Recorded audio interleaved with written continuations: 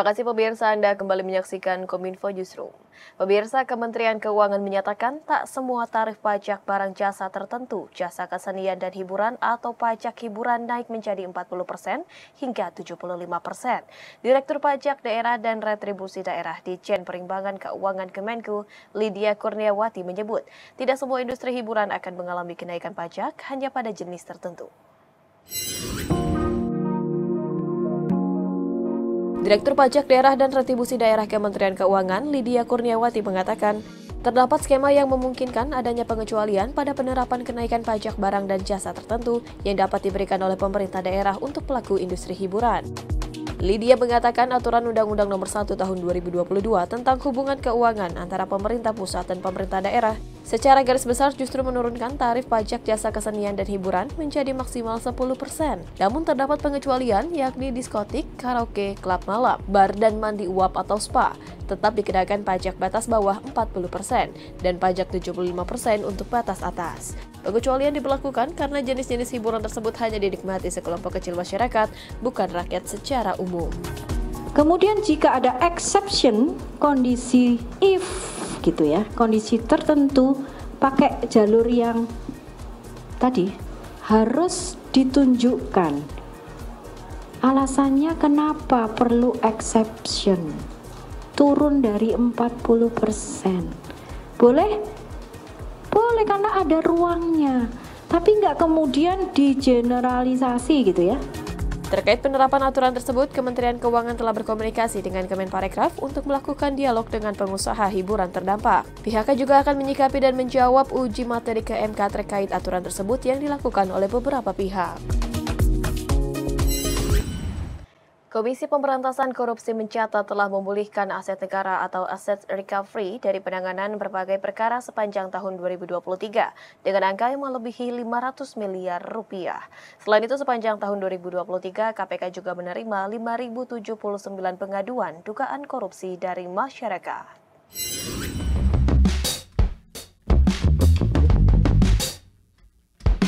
Komisi Pemberantas Korupsi dalam Konferensi Pers Kinerja dan Capaian KPK 2023 mengungkapkan telah menerima 5.079 pengaduan dugaan korupsi dari masyarakat sepanjang tahun 2023. Ketua Sementara KPK Nawawi Pomolango mengatakan sebanyak 1.963 pengaduan sedang berada di tahap penelahaan. 3 pengaduan diteruskan ke eksternal, 9 pengaduan diteruskan ke internal KPK, 2 pengaduan sedang diverifikasi dan 2.413 pengaduan belum dapat ditindaklanjuti. Pengajuan terbanyak datang dari wilayah DKI Jakarta dengan 759 pengaduan, Jawa Barat 483 aduan, Jawa Timur 430 aduan, Sumatera Utara 354 aduan, dan Jawa Tengah 270 dengan aduan. Nawawi juga menerangkan sepanjang 2023 KPK telah menangani ratusan kasus korupsi dengan rincian 127 perkara berada di tahap penyelidikan, 161 perkara di tahap penyidikan, dan 129 perkara di tahap penuntutan. Sebanyak 8 kegiatan tangkap tangan juga dilakukan oleh KPK serta 8 penanganan perkara tindak pidana pencucian uang. Sehingga dari seluruh penanganan perkara, KPK telah berhasil melakukan pemulihan aset negara lebih dari 500 miliar rupiah.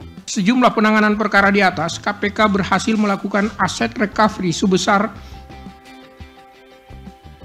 524 miliar 415.553 rupiah.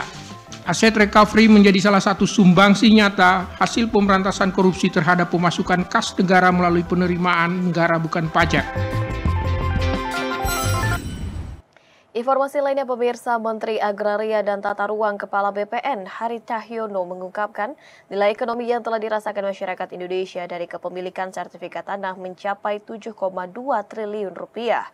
Capaian tersebut membuat Kementerian ATR BPN menggencarkan program pendaftaran tanah masyarakat di setiap daerah agar dapat mencapai kota lengkap pada tahun 2024.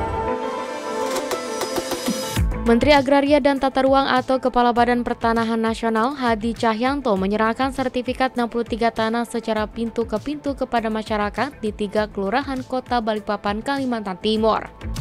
Kegiatan penyerahan sertifikat secara door-to-door rutin dilakukan Menteri ATR atau Kepala BPN pada setiap kunjungan kerjanya untuk berdialog dengan masyarakat.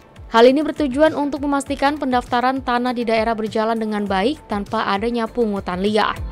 Dalam kegiatan tersebut, Hadi menyampaikan bahwa nilai ekonomi yang dirasakan masyarakat dari kepemilikan sertifikat hak atas tanah di seluruh Indonesia hingga saat ini mencapai 7,2 triliun rupiah. Sertifikat tanah yang telah diterima masyarakat melalui program pendaftaran tanah sistematis lengkap atau PTSL telah digunakan sebagai satu sarana peningkatan pendapatan seperti jaminan modal usaha ataupun membeli aset baru. Hadi pun berharap program PTSL yang dijalankan ini bisa menjangkau seluruh masyarakat, terutama bagi warga Balikpapan dan menjadi kota lengkap di tahun 2024. Kota lengkap ini untuk pertambahan nilai ekonominya sudah berapa triliun gitu ya? 7,26 triliun. Itu penambahan nilainya dari hasil sertifikat ini untuk diagunkan. Ini kan sangat positif untuk masyarakat. Rekan-rekan tahu sendiri kan kehidupan mereka seperti itu. Dengan diberikan sertifikat akan mendongkrak perekonomian mereka. Apalagi sebentar lagi wilayah penyangga IKN. Ini sangat-sangat positif dan benar-benar bisa melindungi masyarakat. Pemirsa, Indonesia memastikan terus mendukung Palestina termasuk melalui penegakan hukum di International Court of Justice atau Mahkamah Internasional.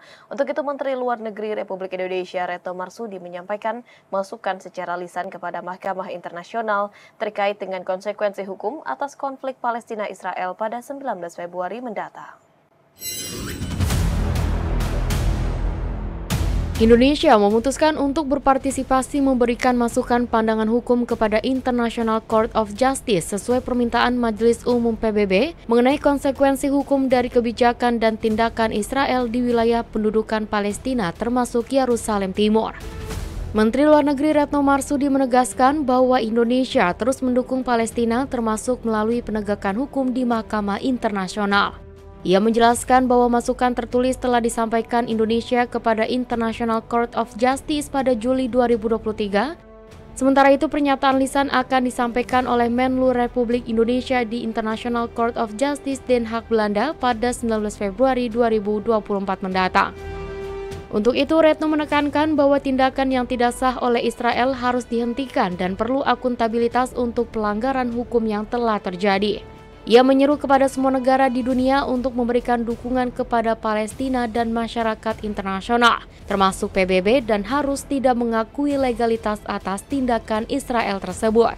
Perlunya diskusi dengan para pakar hukum internasional dinilai penting oleh Indonesia untuk membangun legal opinion yang komprehensif dan sesuai hukum internasional untuk menunjukkan kepada dunia bahwa pelanggaran yang dilakukan Israel terhadap Palestina tidak dapat diterima.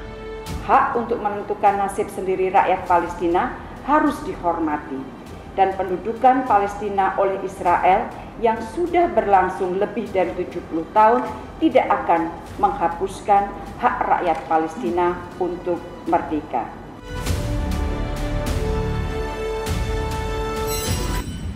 Pemirsa, usai jeda kami akan mengajak Anda mengulas informasi mengenai KKKS Blok Masela lakukan studi AMDAL di Maluku Barat Daya. Sesaat lagi tetaplah bersama kami.